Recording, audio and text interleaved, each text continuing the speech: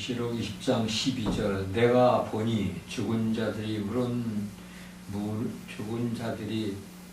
물은 대선하고 그 보호자 앞에 섰는데 책들이 펴져 있고 또 다른 책이 펴져 있고 곧 생명책이라 죽은 자들이 자기 행위를 따라 책들에 기록된 대로 심판을 받으니 아멘. 감사하시고 고마우신 주님 은혜 가운데서 귀한 말씀 주심을 또 아버지 하나님 오늘도 상고하고 또 이제 아버지 하나님 말씀대로 이제 나누고자 합니다.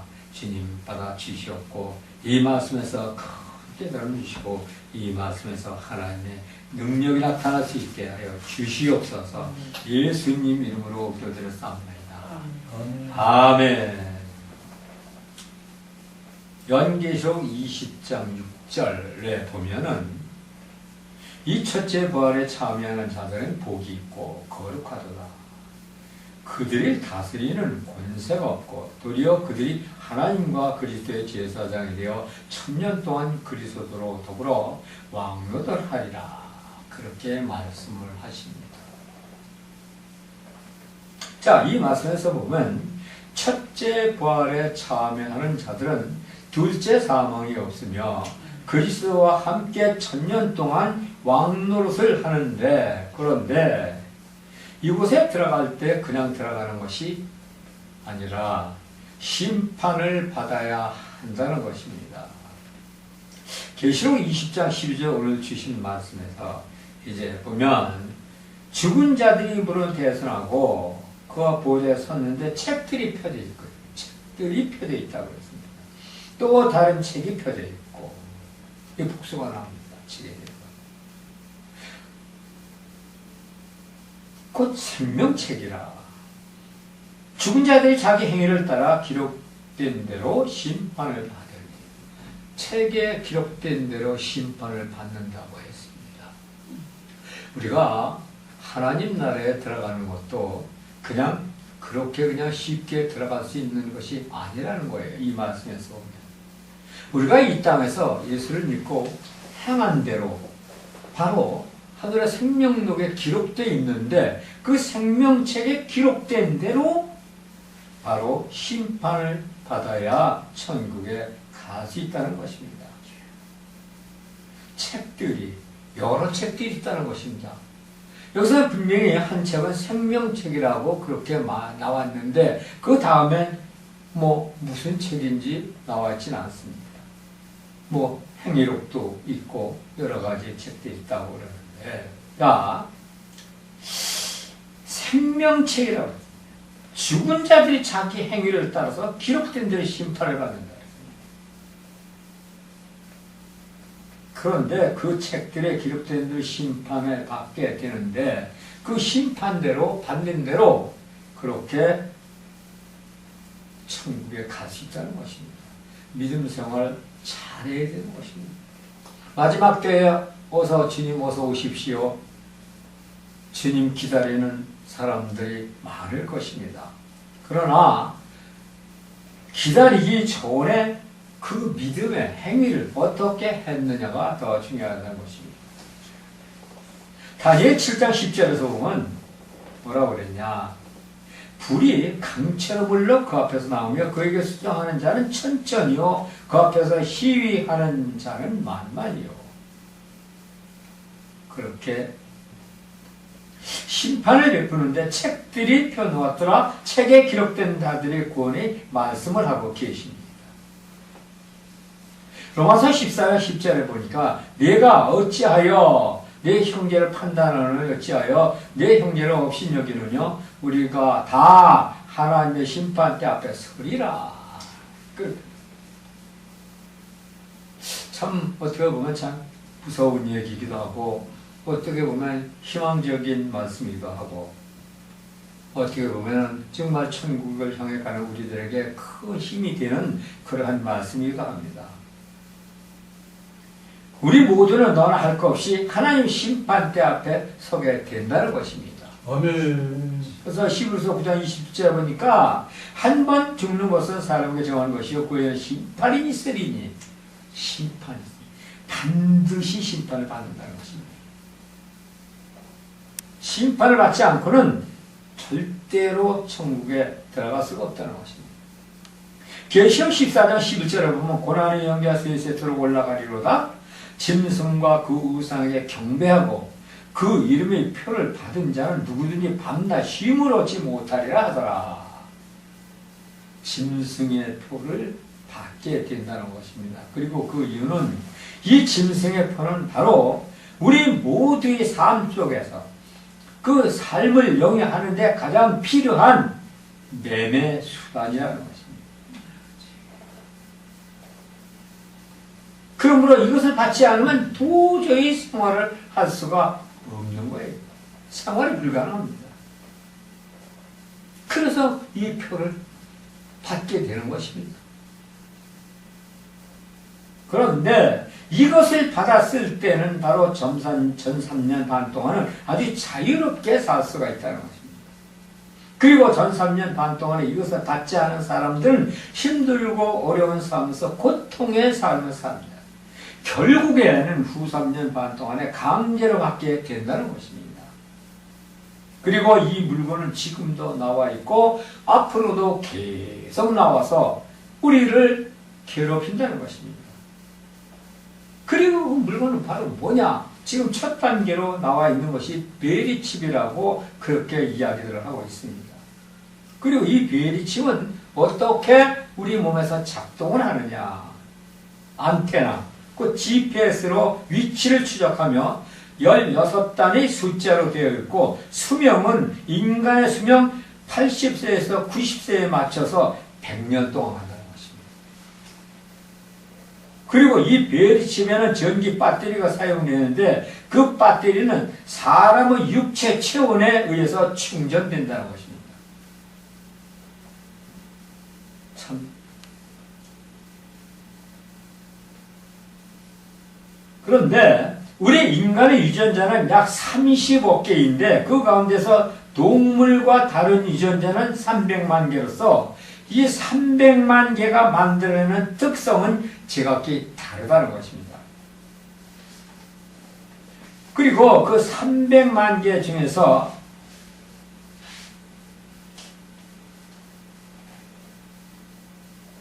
이것을 바로 조절하는 것이 있다는 거예요. 300만 개 중에서. 그리고 이 조절하는 유전자가 128개인데 이 유전자로서 모든 우리의 삶이 움직인다는 것입니다.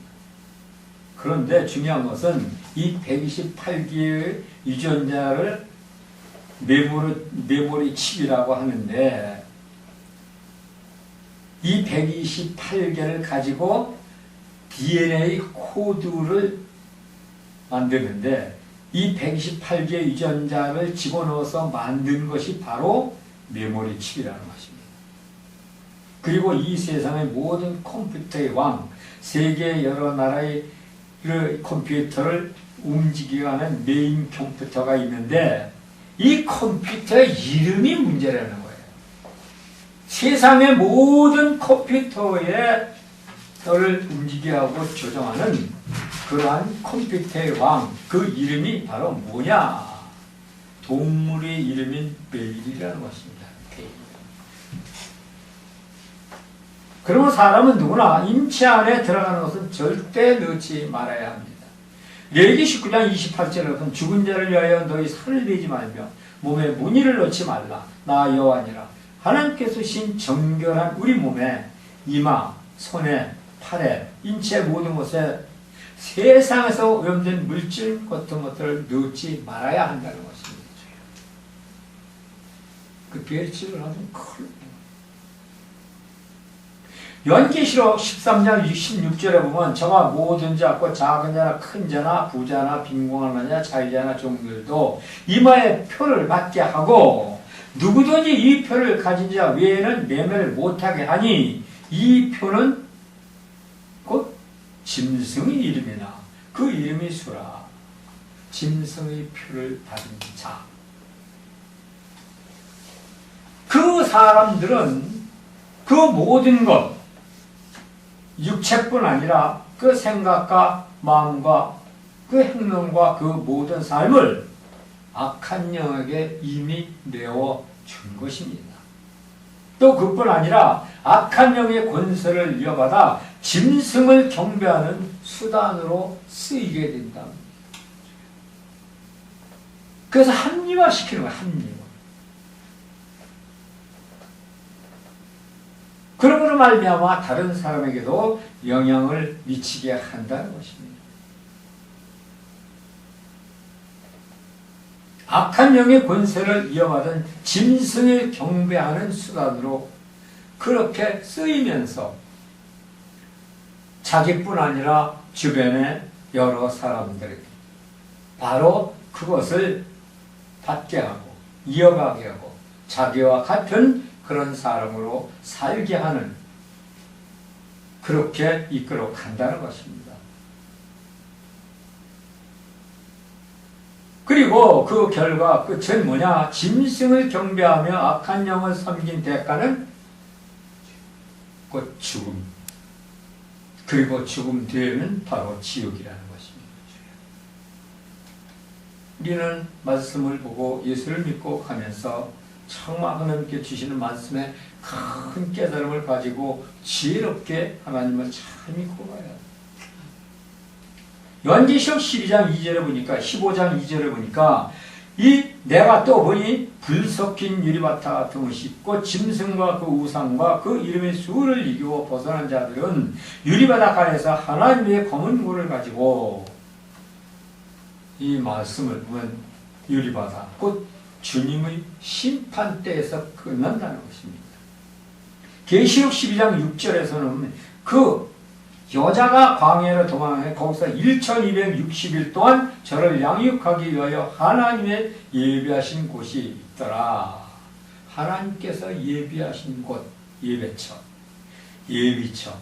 마지막 때에 적그리스도가 등장하고 환란이 올 때 짐승의 표를 받지 않기 위해서 도피처를 찾아야 된다는 것입니다. 그리고 그 도피처에서 예수님께서 재림하실 때까지 기다려야 한다는 것입니다. 또한 그 도피처에서의 생활은 이스라엘 백성들이 광야에서 생활한 것과 같은 그 생활을 하는 것인데, 이 말씀은 어디에 있느냐? 사도행전 7장 38절에 보면 시인의 산에서 말하던 그 천사와 및 우리 조상들과 함께 광야 교회에 있었고 또 생명의 도를 받아 우리에게 주던 자가 이 사람이라. 그래서 말씀으로 미루볼 때 이스라엘 백성들 광야 생활은 곧 교회 생활로 본다는 것입니다. 광야의 교회 생활은 육신적인 것을 모두 죽이고 영적인 삶을 살아가는 것을 말하고 있다는 것입니다. 곧 세상인 애굽에서의 모든 것을 다 버리고 새롭게 거듭난다는 것입니다.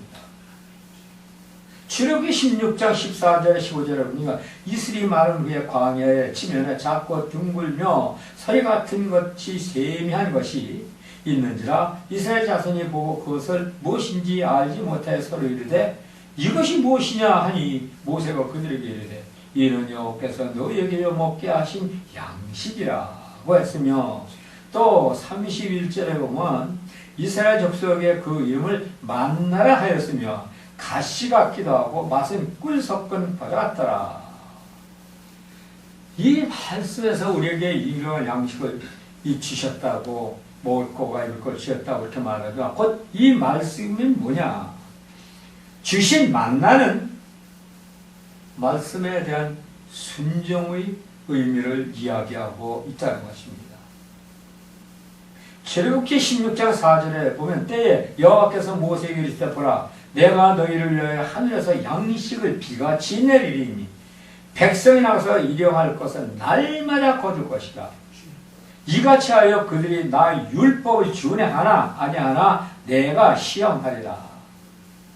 이 말씀은 구약시대에는 이스라엘 백성에게 육신을 위한 양식을 주셨지만 신약시대에서는 예수 그리스도께서는 바로 우리에게 영의 양식을 주셨다는 것입니다.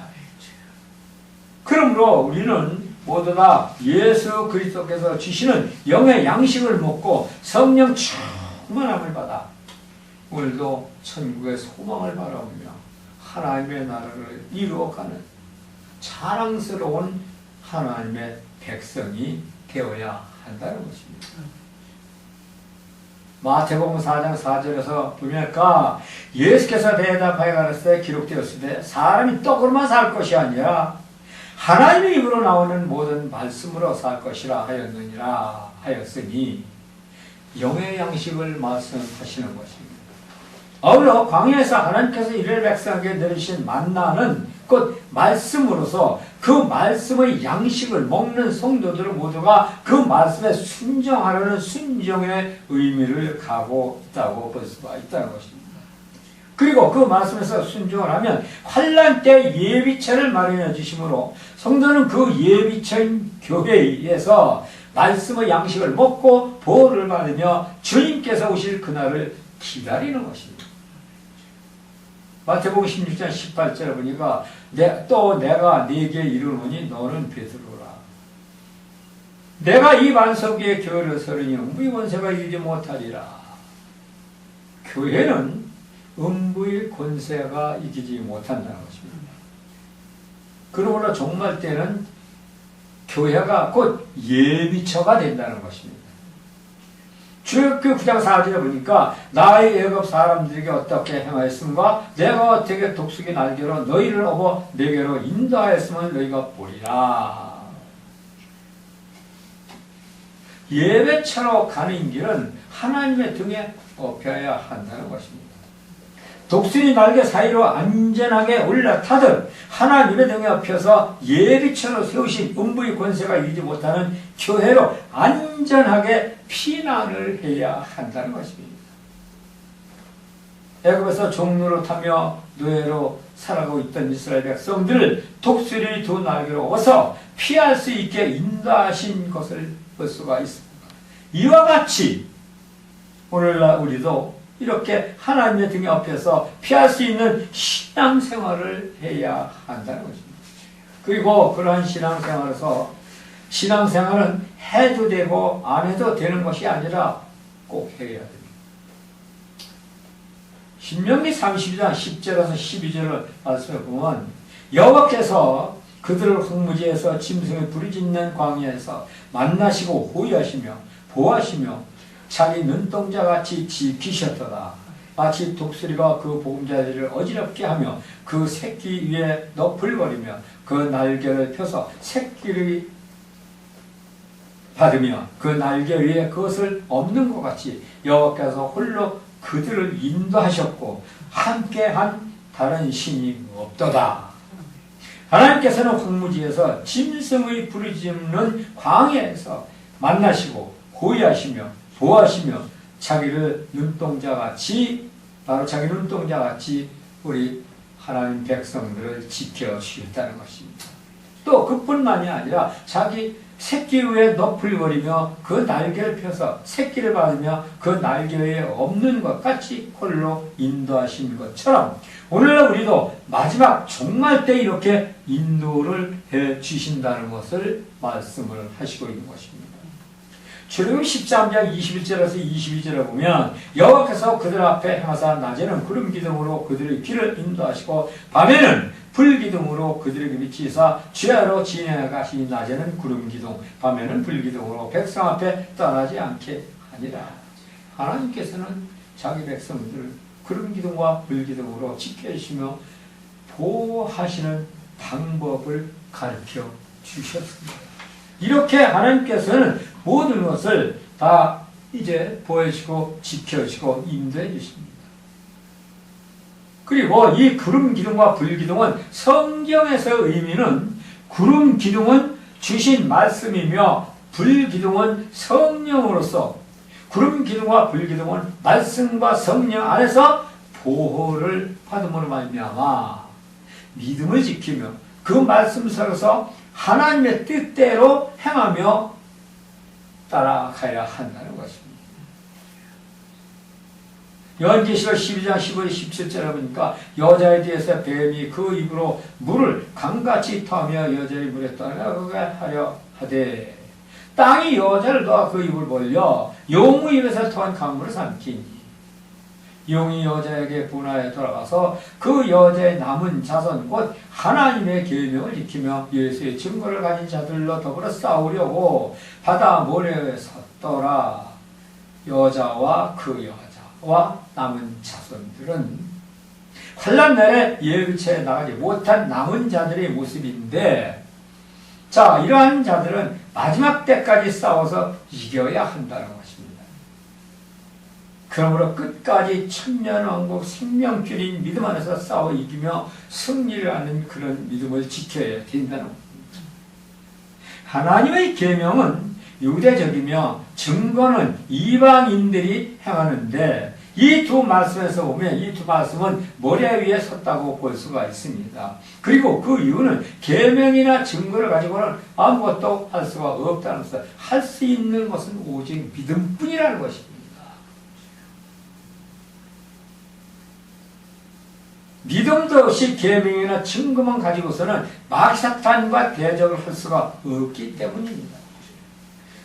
즉 다시 말해서 계명도 지키지 못하고 증거도 하지 못하는 이방인 같으면 그 믿음 또한 모래 위에 서 있는 것 같아 그러한 흔들리고 부서지는 그러한 믿음으로밖에 안 된다는 것입니다. 또 이런 믿음은 곧바로 마귀사탄의 밥이 된다는 것입니다. 그래서 하나님 말씀으로 무장을 안 하면 안 된다는 것입니다. 그래서 말씀으로 무장을 했을 때 하나님께서 그런 기둥과 불기둥으로 지켜주시는데, 곧 성령과 말씀 안에서 하나님이 보호해 줄 수가 있지, 성령도 없고 말씀도 없으면 하나님께서 지켜주실 수가 없다는 것을 오늘 이 말씀에서 가르쳐주고 계신 것입니다. 그러므로 우리 모두는 굳건한 반석 위에 서서 굳센 믿음으로 항상 기도하며 깨어서 악한 것들과 싸워서 이길 수 있는 그런 굳건한 믿음을 하나님의 백성이 되어야 한다는 것입니다. 그냥 뭐 사람들이 마지막 때, 그냥 뭐 종말 때 이렇게 말하니까, 또 그렇게 말들 하고 그렇게 하니까 마지막 때 그냥 막연하게 나는 예수님 재림하시면 같이 천국에 갈 수 있다, 그러한 어떤 흔들리는 믿음, 굳센 믿음도 없이 그런 생각을 하고 있는 사람들도 많이 있다는 것입니다. 그러나 그러한 믿음은 이미 사단이 접수하고 있다는 것입니다. 그래서 말씀과 말씀의 믿음 안에서 성령의 충만을 받고, 그래서 주님께서는 항상 깨어 기도하라고 그렇게 말씀을 하신 줄로 믿습니다. 아울러 그렇지 말씀에서 보니까 천년왕국 우리가 갈 곳은 그냥 거저가는 것이 아니라, 또 믿는다고 해서 갈 수 있는 곳이 아니라, 예수님 말씀 말을 같이 주여 주여 하는 자마다, 그냥 갈 수 있는 자마다 믿음과 행함이 따라야 되는데, 그 믿음과 행함이 따르는 것 또한 성령 안에서 항상 기도하고 하나님과 1:1 대면을 하는 그런 굳건한 믿음이 있어야 된다는 것입니다. 그러므로 우리 모두는 그러한 믿음이 무장되어서 하나님 앞에 이제 부끄럽지 않은 그러한 하나님 백성, 또 종들이 다 되신 줄로 믿습니다. 그리고 그런 분들이 되시기를 간절히 축복드립니다. 할렐루야. 고마우시고 감사하신 하나님, 은혜 가운데서 아버지 하나님이시여 귀한 말씀도 상고하여 하나님 능력이 가시고 진리가 되시고 하나님 말씀 따라 굳센 마지막 때 종말 때 하나님께 온전히 갈 수 있고 잘했다 충성한 종하는 그러한 귀한 믿음에 우리 모두가 되게 하여 주시옵기를 간절히 바라고 예수님 이름으로 간절히 기도드렸사옵나이다. 아멘.